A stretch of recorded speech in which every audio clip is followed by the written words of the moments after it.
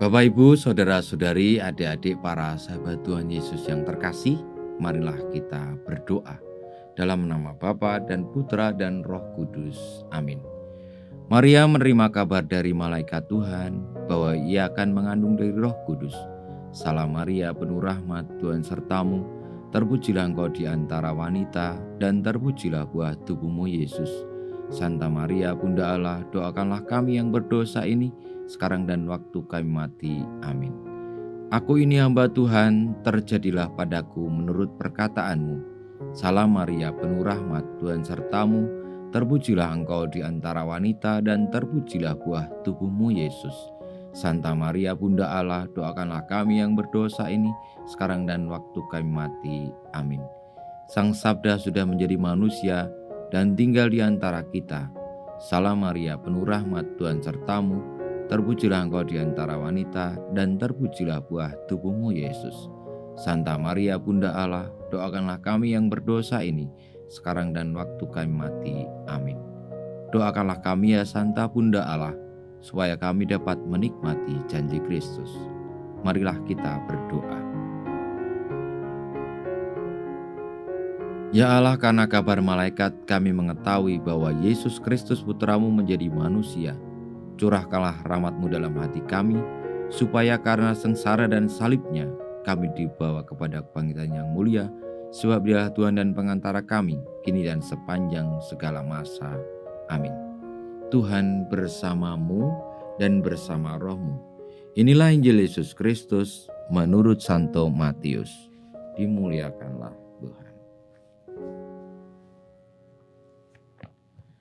Sekali peristiwa, datanglah murid-murid Yohanes kepada Yesus dan berkata, "Mengapa kami dan orang Farisi berpuasa, tetapi murid-murid-Mu tidak?" Jawab Yesus kepada mereka, Dapatkah sahabat-sahabat mempelai laki-laki berduka cita selama mempelai itu bersama mereka? Tetapi waktunya akan datang mempelai itu diambil dari mereka, dan pada waktu itulah mereka akan berpuasa. Demikianlah sabda Tuhan, terpujilah Kristus.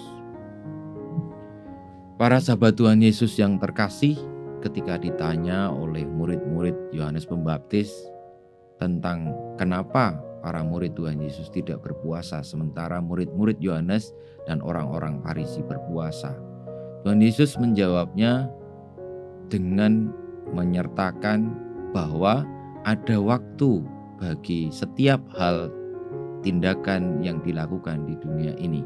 Artinya apa? Artinya Tuhan Yesus mengajarkan kepada murid-murid Yohanes tentang bagaimana menjadi orang yang bijaksana, yang bertindak sesuai dengan konteks atau situasi. Itulah yang menjadi alasan bagaimana kita juga hendaknya ketika melakukan suatu hal sesuai dengan konteks ataupun situasi yang tengah berlangsung. Karena itu yang menjadi alasan ataupun motivasi ataupun yang menuntun kita untuk melakukan hal itu dengan tepat.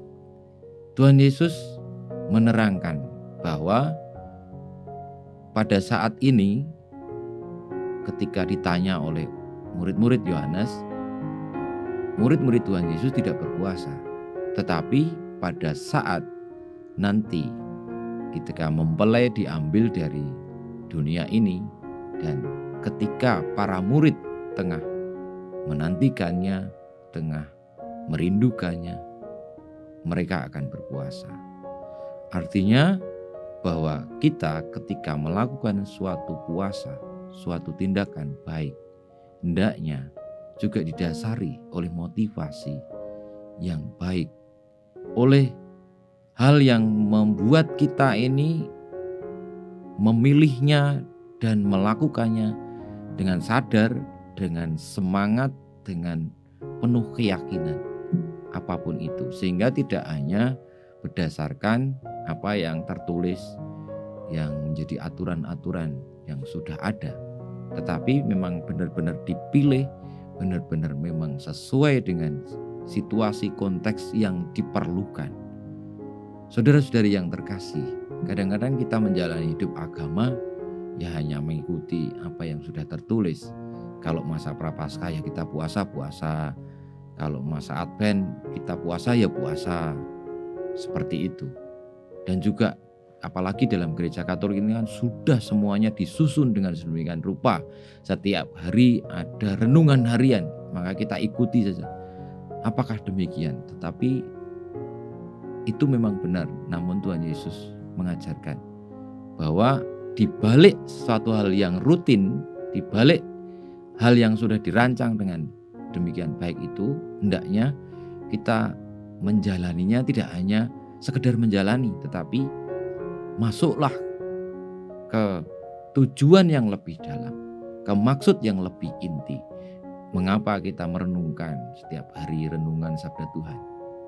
Apakah agar kita masuk surga? Ya kalau demikian halnya, ya seperti murid-murid Yohanes tadi dan orang Farisi.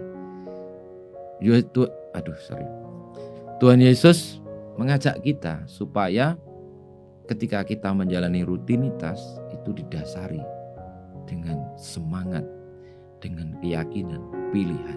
Sehingga hidup kita ini tidak monoton. Walaupun yang kita kerjakan itu hal yang monoton. Saudara-saudariku, semoga pada masa Prapaskah ini yang selalu kita alami sepanjang hidup kita. Mungkin ada yang sudah mengalami 1 tahun, 2 tahun, 3 tahun, 4 tahun. Kalau yang saya tahu karena usia saya 40, ya karena yang saya sadari mungkin kalau sebelum 5 tahun saya belum sadar, berarti kan 35 tahun saya sudah mengalami masa Prapaskah. Semoga hal yang terulang ini setiap tahun memberikan berkat melimpah khusus bagi kita. Sehingga Prapaskah yang sebelumnya kita mengalami kualitas hidup seperti ini. Lalu masa Prapaskah tahun ini ada lagi yang ingin kita perjuangkan untuk menjadi semakin murid Tuhan Yesus. Saudara-saudari yang terkasih, semoga puasa kita semua, pantang kita semua, masa Prapaskah pertobatan kita semua menjadikan kita bergerak menuju kepada Tuhan Yesus, semakin memiliki hati seperti hatinya.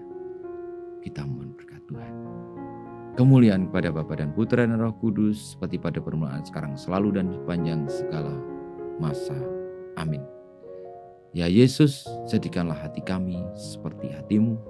Tuhan bersamamu dan bersama roh-Mu. Tuhan bersamamu dan bersama roh-Mu.